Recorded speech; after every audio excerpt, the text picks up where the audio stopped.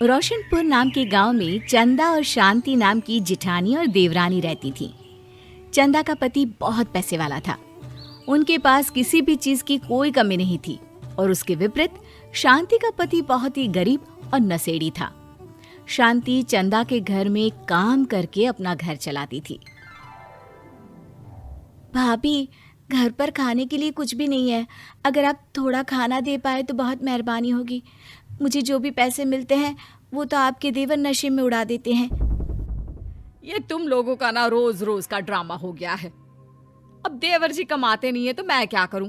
तुम्हारा पति तो तुम्हारी सारी कमाई दारू में उड़ा देता है। रहने दो भूखा उसे। अरे ऐसे मत बोलिए भाभी, आप तो जानती ही हैं कि वो मन के कितने साफ हैं, पर इस बेरोजगारी के कारण उन्हें दारू पीने की लत लग गई है।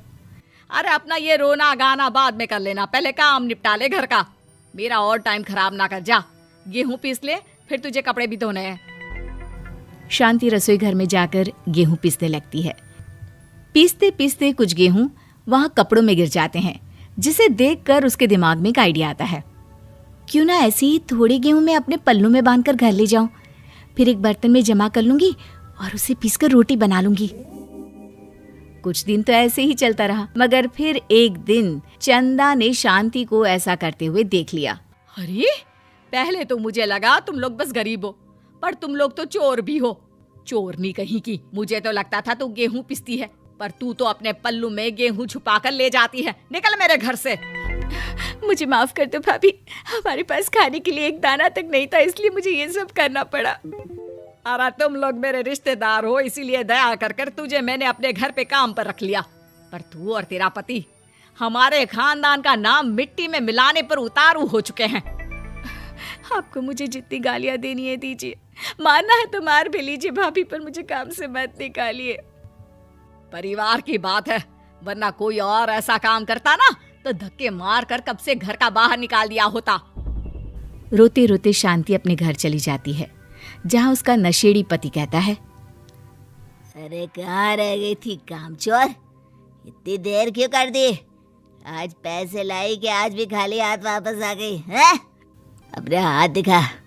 जरूर पैसे छुपा लिए ताकि मैं दारू ना पी पाऊं। नहीं जी, मैं आपसे क्यों छुपाऊंगी, और अभी आप दारू पीने की बात कर रहे हैं, उसी कारण तो आज हम लोगों की ये हालत हो गई है। किसी काम की नहीं है तू, बिना मार खाए समझेगी नहीं। रख, अभी तेरे होश ठिकाने लगाता हूँ। रामलाल शांति को बहुत मारता है। शांति का मन दुखी हो जाता है और वो गांव के तालाब के पास के एक पेड़ के नीचे बैठकर फूट फूट कर रोने लगती है। मैंने कभी किसी का बुरा नहीं किया, फिर भी भगवान मेरे साथ ऐसा क्यों कर रहा है?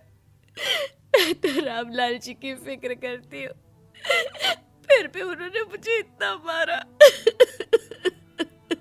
तभी उसे एक आवाज सुनाई देती है, रोने की कोई जरूरत नहीं है बेटी, चिंता क्यों करती हो? ये आवाज कहाँ से आ रही है? शांति अपने आसपास देखती है, उसे कोई नहीं दिखता। वो ऊपर देखती है, जहाँ उसे एक छोटी सी परी दिखती है। आप कौन है? आप तो कोई परी लगती हैं। हाँ बेटी, मैं इसी पेड़ पर रहती हूँ। मैंने तुम्हारी सारी बात सुनी, अब तुम्हें फिक्र करने की कोई जरूरत नहीं। अपनी आंखें बंद करो। शांति आंखें बंद करती है और जादुई परी अपनी छड़ी घुमाती है। उसकी छड़ी घुमाते ही पेड़ के सारे पत्ते सुनहरे रंग के हो जाते हैं। परी उनमें से एक पत्ता तोड़ लेती है और फिर से अपनी छड़ी घुमाती है, जिसके कारण सारे पत्ते पहले की तरह साधारण से दिखने लगते हैं। आंखें खोलो बेटा। लो, इस पत्ते को ले जाकर अपने तकिए के नीचे रख देना। ये तो एक साधारण पत्ता है, इससे क्या होगा? ठीक है, अगर आप कहती हैं तो मैं इसे रख लेती हूँ। शांति उस पत्ते को लेकर अपने घर जाती है और अपने कमरे में तकिए के नीचे रखकर सो जाती है। सपने में उसे वही पेड़ वाली जादुई परी दिखाई देती है। बोलो शांति, क्या चाहिए तुम्हें? मैं चाहती हूँ हम बहुत अमीर हो जाए और मेरे पति नशा करना छोड़ दें, उन्हें कोई काम भी मिल जाए। कल जब तुम सुबह नींद से जागोगी, तुम्हारी इच्छा पूरी हो गई होगी। अगली सुबह शांति नींद से जागती है, अपने आसपास का नजारा देखकर चौंक जाती है। उसके बिस्तर पर चारों तरफ सोने चांदी रखे हुए थे। हे भगवान, कहीं मैं सपना तो नहीं देख रही? इतना सारा सोना, वो भी मुझ गरीब के पास। रामलाल जी को बताती हूँ, वो बहुत खुश होंगे। शांति जैसे ही कमरे के बाहर जाती है, वो देखती है कि रामलाल सूट बूट पहने काम के लिए बाहर जा रहा होता है। मुझे शहर में एक नौकरी मिल गई है शांति, मुझे आने में देर हो जाएगी, घर का ध्यान रखना। और इस तरह शांति बहुत अच्छा जीवन बिताने लगती है। उसके पास अब किसी भी चीज की कमी नहीं रह जाती। रातों रात शांति के पास आए इतने पैसों को देखकर उसकी जिठानी उससे पूछती है, अरे क्यों रे शांति, कहीं बड़ा हाथ मारा है क्या? अचानक तुम लोगों के पास इतना पैसा कैसे आ गया? नहीं नहीं भाभी, ये सब तो जादुई परी के दिए हुए पत्ते का कमाल है। शांति जादुई पत्ते के बारे में सारी बात चंदा को बताती है, जिसे सुनकर चंदा के मन में लालच आ जाता है और वो झूठ मूठ रोते हुए उसी पेड़ के नीचे जाती है जहाँ उसकी रोने की आवाज सुनकर जादुई परी कहती है, क्या हुआ बेटा, क्यों रो रही हो? मैं बहुत गरीब हूँ, मेरे पति मुझे बहुत मारते हैं, अब मैं जीना नहीं चाहती। चिंता मत करो बेटा, अपनी आंखें बंद करो। जादुई परी चंदा को भी उसी पेड़ का एक पत्ता देती है और तकिए के नीचे रखने को कहती है। चंदा उस पत्ते को लाकर अपने तकिए के नीचे रख लेती है और अगली सुबह जब उठती है तो उसके कमरे में चारों तरफ सांप बिच्छू रहते हैं।